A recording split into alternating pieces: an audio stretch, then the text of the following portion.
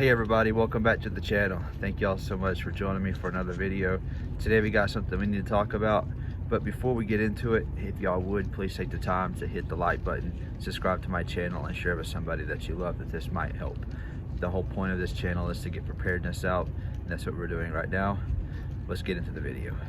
On decision night with the midterm elections, for the first time, I believe history, there is a blood moon that is going to be taking place.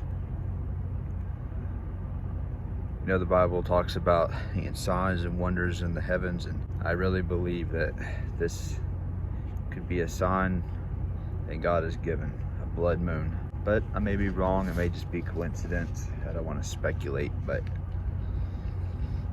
it is a very strong possibility that things could go sour that night. And anyway, it's a very troubling time for our country, and it's a very troubling time for our world. So I wanted to touch on a few things. We could experience some rioting and civil unrest in the midterm elections, and there's a couple of things to consider.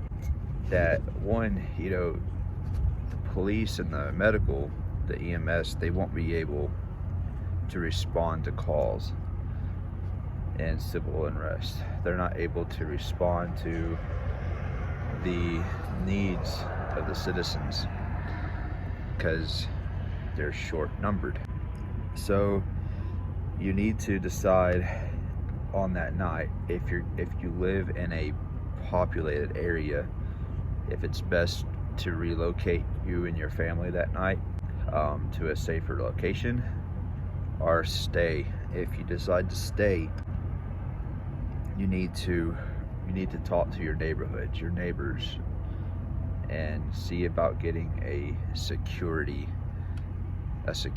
plan in check. Being able to have that security with your neighbors would be a very big plus if you decide to stay, to protect you and your family.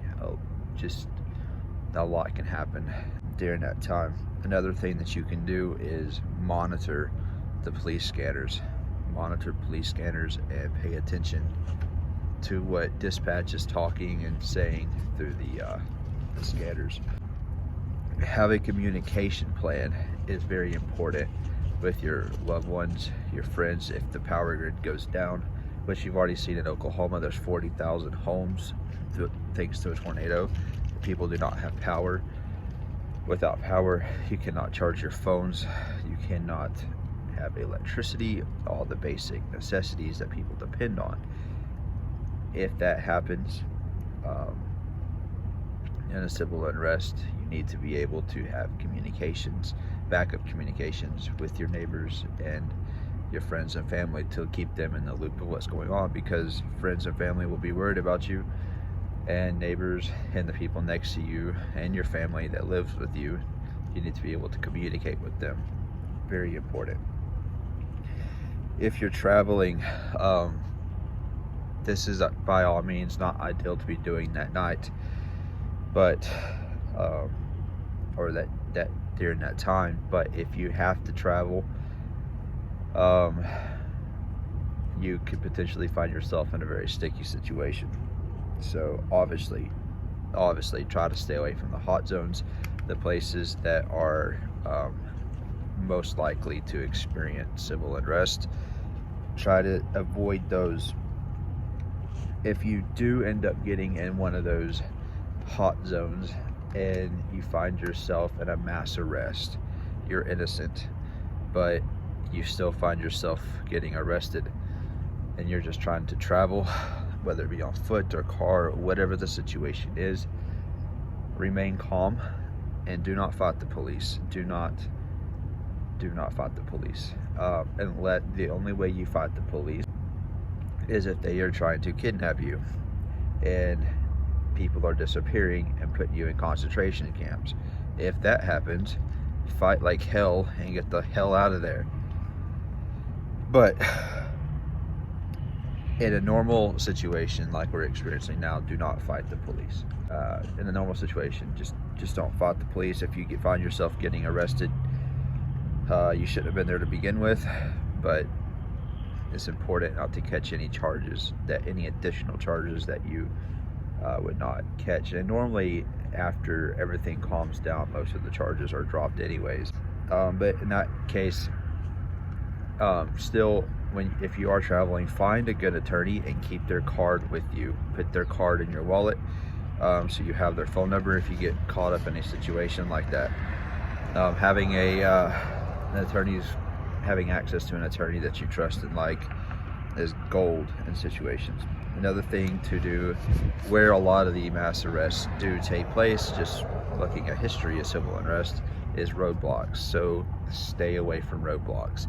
If you see a roadblock, go a different way. Avoid it. Avoid roadblocks at all costs.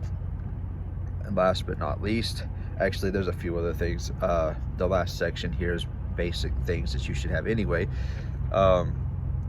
Having self-protection, legally carrying a firearm. Don't do it illegally, and don't cause attention to yourself. Don't be walking around with an AR-15.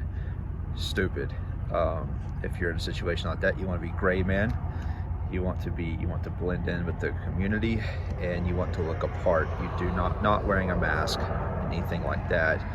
You just want to look like the average person. Don't be walking around in bulletproof vest and camo and combat boots and an AR-15, and don't do that. If you need a backpack to carry basic things, and that's fine, just make it look gray man. Yeah, and have medical first aid kit. Keep a first aid kit with you. If you carry something to poke holes, make sure you carry something to plug holes. Very important. So make sure you have a medical kit, and the training to use that medical kit is important to do. And besides that, just make sure that you have basic urban survival equipment. I will do a video more in depth on that. That can get into quite a lengthy process. Right now there's a lot of videos on YouTube right now for urban survival. Just make sure that you have urban survival equipment with you in a bag, or just what you feel comfortable with having, so you don't find yourself in a bad situation.